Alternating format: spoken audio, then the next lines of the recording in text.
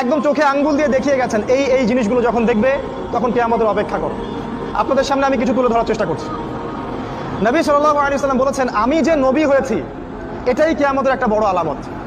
তিনি বলেছেন, বুইসতু আনা ওয়াসসাআ কাহাতাইন, আমাকে আর কিয়ামতকে এইভাবে পাঠানো হয়েছে, আমাকে আর কিয়ামতকে এইভাবে পাঠানো হয়েছে।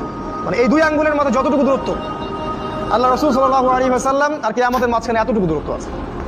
এই হাদিসটা উনি বলেছেন 1400 বছর আগে।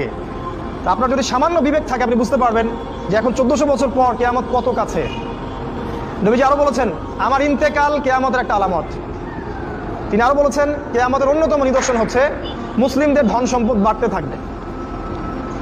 এমন একটা অবস্থা হবে যাদের পরনের কাপড় ছিল না, খাবার জুটতো না, পায়ে স্যান্ডেল ছিল না, এই রাখাল টাইপের দরিদ্র মানুষেরাও উঁচু উঁচু বিল্ডিং নির্মাণের প্রতিযোগিতা করবে। সে সময় আসেনি? বিগত 100 বছরে আপনি দেখেন কত